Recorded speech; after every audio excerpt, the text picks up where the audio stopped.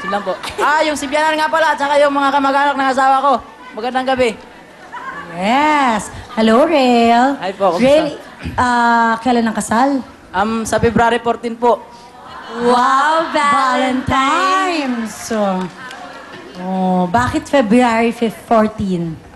Yung ano po, wala, kung talaga po yung February 14 na po, hindi po talaga po expected yun na magiging kasal namin kasi po, kasalang bayan po yun kasi sa totoo lang po talaga, hindi pa po ako ready na magpakasal kasi ayoko po na ikasal po kami na parang hindi memorable para sa akin. Kaya lang po ako napilitan magpakasal dahil hindi. Kaya lang po ako parang gusto magpakasal kasi nadala lang po ako sa sinabi ni Bianan sa akin na kailan ko daw po ba pakakasalan yung anak niya. Wala daw po ba akong balak pakasalan yung anak niya. Ngayon, sabi niya may kasalang bayan naman dyan. Magpakasal kayo. Sabi ko, sige po, magpapakasal po ako. Pero ang gusto ko po talaga, sa simbahan po kami kakasal. So sa Feb 14... Napilitan ka lang. Hindi naman po sa napil, parang... Nagigets ko yung sinasabi mo. Oo, ang sinasabi niya, nakakaloka, dalawa lang. Ang sinasabi niya, gusto niya talaga pag kinasal na kayo, yung talagang memorable, yung handa siya, yung ready siya, yung meron kang, yung may bibigay mo sa kanya yung dream wedding niya. Kaya lang dahil si Bianan, medyo, kaya ba, papasalan yung anak ko. Bati na, Bianan, hello. Hi, Bianan. Ayan, di ba? Gano'n na ba kayo katagal ni Suzette? Ba't naman nasabi yun sa iyo ng biyenan mo? Kasi po, magpa 5 years na po kami, pero hindi pa po na... Kasi ang ano po talaga, hindi pa naman po talaga kami nagsasama ng matagal. Bali, magwa 1 year pala po kami magkasama niyan dahil po nagka-baby po kami. Kaya yun.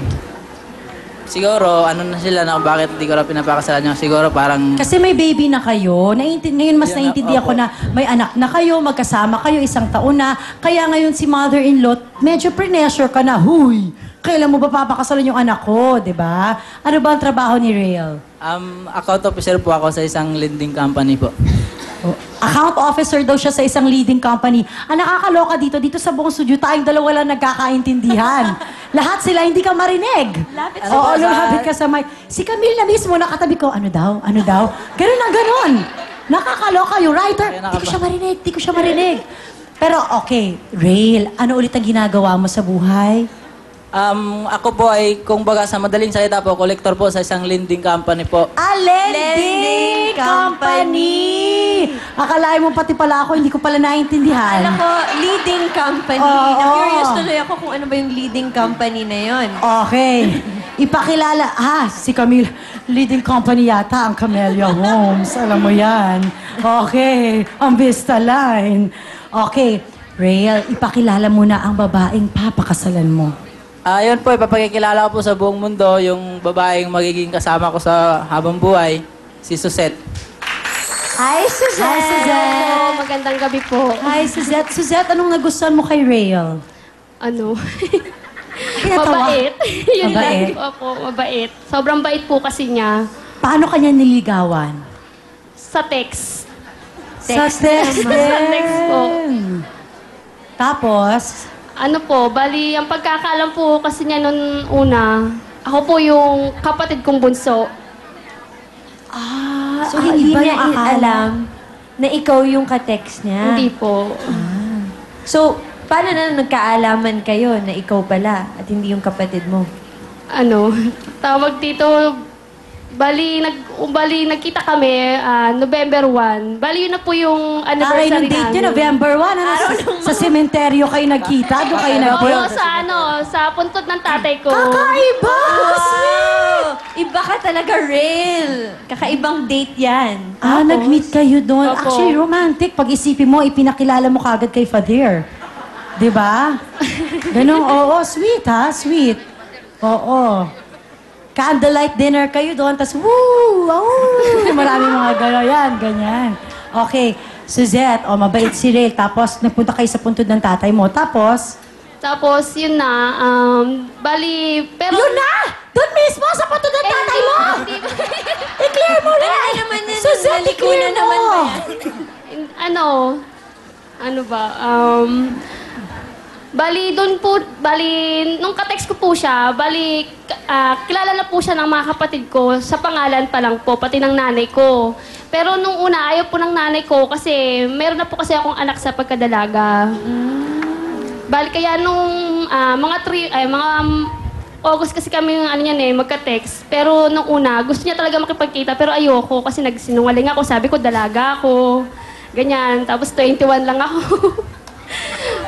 Kaya tuwing gusto niya makipagkita, ang dami kong alibay. Kaysa ganyan, may sakit ako. Ang Ganun. masasabi ko lang, so usually, itong mga text-text na to, naglalay talaga yung mga tao. Oo, sa una. Hindi sa una, pero after naman, ito naman, di ba? Tapos finally, bakit ka nag-decide na, sige na nga, gusto ko na makita itong si ka-textmate ko? Hindi, kasi sobrang kulit niya po talaga. Pero nung sabi niya, tignan ko raw yung Facebook daw niya. Nung nakita ko yung Facebook niya, nadismayado ako. Akala ko sasabihin mo, grabe, ang gwapo niya. Gusto ko na siyang makita. Hindi pala. Nung nakita mo yung Facebook, okay lang pala, kahit may Oo. anak na ako. Tinatanong ako ng mga kapatid ko, te, ano ba itsura? Sabi ko, kasi ganun. Ano sabi mo? Mabait siya. Ayun, pero sa mga text po niya, malambing siya. Malambing po siya. Tapos sabi niya, kahit kahit may anak daw ako, tanggap daw niya. Tapos sobrang kulit po niya talaga. Kaya no choice ako, nung November 1, sabi ko, bahala na. Sabi ko, kung talagang mahal mo ko, sige, pumunta ka rito sa sementeryo nga. Sabi ko. Hindi mo naman inisip na ililibing ka na. Ha? Okay naman, Rel. Ano naman ang message mo, Real, para sa magiging asawa mo? Mang, pasensya ka na kung sa ngayon, di ko man maibigay sa'yo halos lahat ng mga gusto mo, lalo-lalo na ngayon sa bahay natin, wala tayong kuryente. Pasensya ka na kung hindi ko man maibigay sa'yo kaagad-agad na mapagpakabilan tayo, lalo-lalo na yun. Alam ko naman na intindihan kita, naawa ka sa baby natin kasi sa tuwing gabi, pinagpapawisan nila sobrang init. Pasensya na po kayo ng anak natin kung hindi ko man kaagad-agad kayo mapagbigyan kasi alam mo naman, dumaan ako sa lalong-lalo na nasisaryang ka. Alam mo naman na halos lahat yung gastusin ako lahat. Ang nagsolo lang ako, halos hindi ko naman po sa pinagmamayabang. Parang sinabi ko sa sarili ko na wala akong kakilala, wala akong kamag-anak kasi halos sinulo ko po lahat talaga yung obligasyon ko para sa iyo dahil pinapakita ko po talaga na totoo at seryoso ako para sa iyo. Yun lang po, mahal kita. Ngayon mo lang ito maririnig dahil sa lahat ng araw-araw tinatanong mo kung mahal kita, di kita sinasagot. Ngayon lang, buong mundo makakasaksi, mahal kita. Yun lang po. Bakit naman ngayon lang? Hindi mo feel? Kasi sa totoo lang po talaga, hindi po talaga siya yung girlfriend ko. Yun nga lang po kasi, yung ganun po kasi pangyayari namin na yung time na yun, nung nagkakilala kami, parang ang gusto ko lang kasi mangyari, gumanti sa kanya. Kasi pinaglaruan niya po ako doon sa text eh. Hindi ko naman po akalain na habang tumatagal yung panahon, napamahal na pa ako sa kanya. Lalo-lalo na po, nagka-baby po kami. Yun po. Ang tagal naman ng paghihiganti na yun, nagka-baby. Bang klase ka rin, ha? So, nung time ba na yun, may girlfriend ka? May girlfriend po Ay, ako. taray, gwapo mo talaga. Grabe. Cheers tayo! Kape! Okay. Okay, pinaglaruan ka ni Opo, kasi sabi niya sa akin, puntahan ko raw siya dito, dun sa Taguig. Eh, hindi naman pala siya taga-Taguig. Pinaikot-ikot niya ako doon sa may simbahan ng Taguig. Hindi naman pala siya taga doon. Suzette naman. Kaya ang sabi ko, may time ka rin sa akin, makaganti rin ako sa'yo. I feel the love. Okay. Suzette, narinig mo naman, ngayon lang nag-I love you sa'yo, si Rael. Ano naman ang mensahe mo kay Rael? Mahal, alam ko sobrang daming hirap na dinanas natin, lalo ka na po.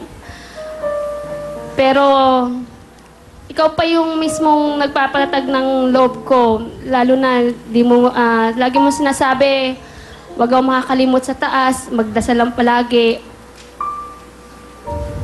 Mahal, maraming salamat kasi hindi mo kami pinabayaan ng anak mo, lalo na sa kagipitan, nandiyan ka. hindi mo dinadaing ang paghihirap mo sa amin ng anak mo, sa aming magpapamilya. Maraming salamat. Kahit ngayon ko lang narinig na talagang mahal mo ko, kahit alam kong palengke